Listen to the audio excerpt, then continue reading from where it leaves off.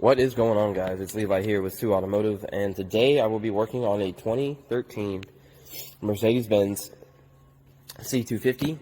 It has the 4-cylinder engine in it, and customers' complaint is that the check engine light's on, and they feel like it's running rough and like they have a misfire. So I hooked it up to the machine.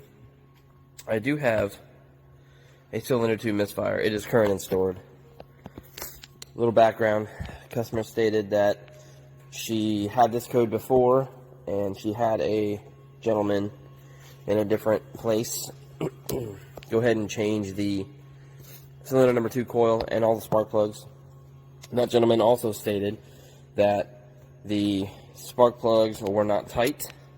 As you can see from the fault code, cylinder number 2 still has a misfire. So let's go ahead and take it apart and see what is going on. Just take this engine cover off, it just pops off.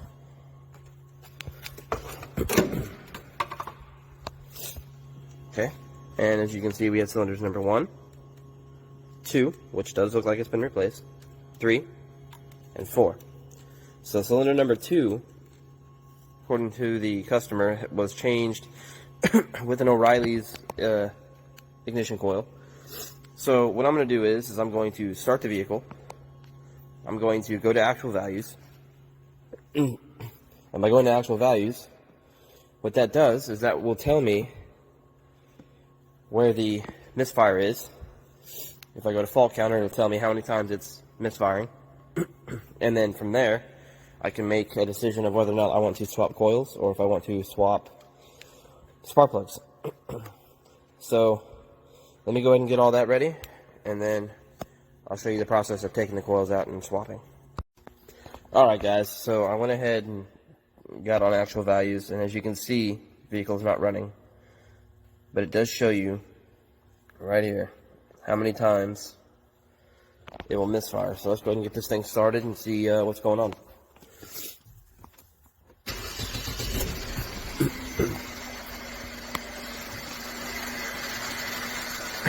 As you can see, cylinder number 2 does have a misfire one time already just from starting the vehicle. Just back it up. And I'm gonna give it some gas. Look, it's already got another misfire.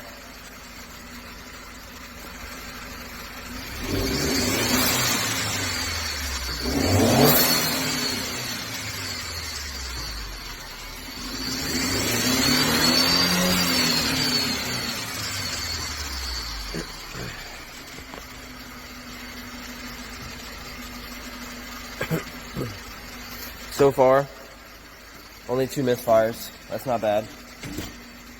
It's not good either. So let me go ahead and get the necessary tools I'm going to need to go ahead and swap over the coils, and then we'll go from there. Alright guys, so we're back. Got the tools we need. All you're going to need is either a gun here, or a ratchet and a E8 will do. That's for these little screws right there. And what I'm going to do an easy swap. I'm just going to unplug cylinder number 1, unplug cylinder number 2, I'm going to do an even swap, cylinder number 1, cylinder number 2.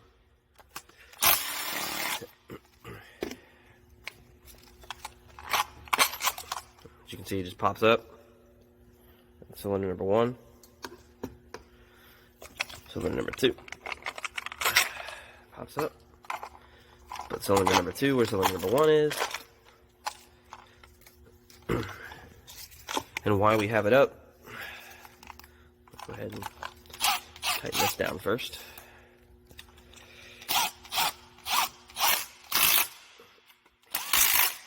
Go ahead and plug him in.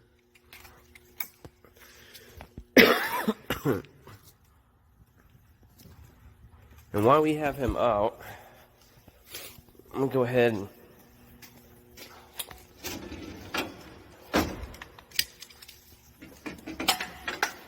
grab my spark plug socket. It's magnetic. And my torque wrench.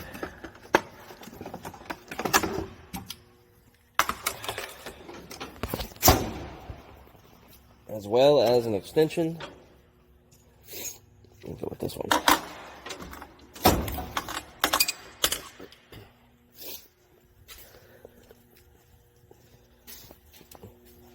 And the torque spec on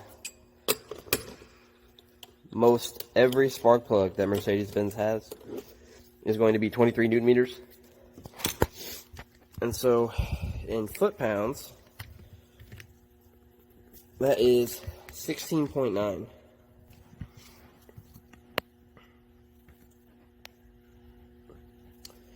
That's 15, 16.9. Pull it down. Go ahead. Put this there. And check it.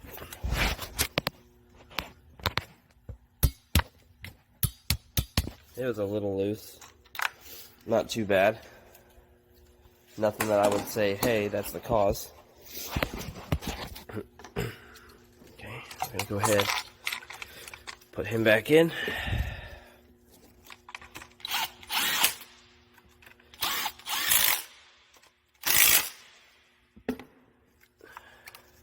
Plug him back up.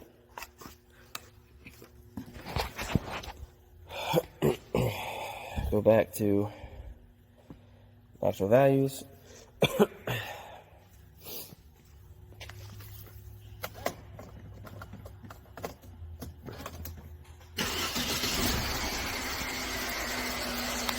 We are reset back to 0.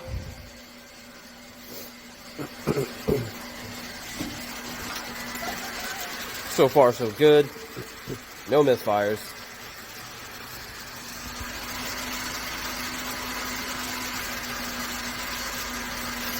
I'm gonna go ahead and give it a couple of, put some load on it and see.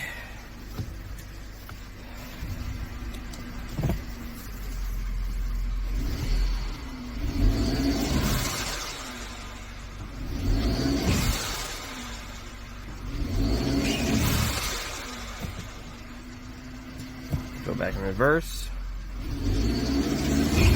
And right now I am power braking it to give it some sort of engine load.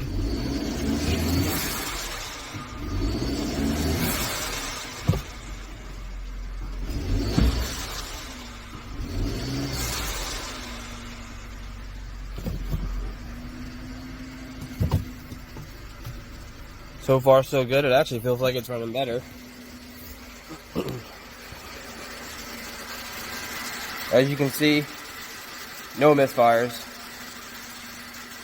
So it may have just been a combination of that particular plug and coil.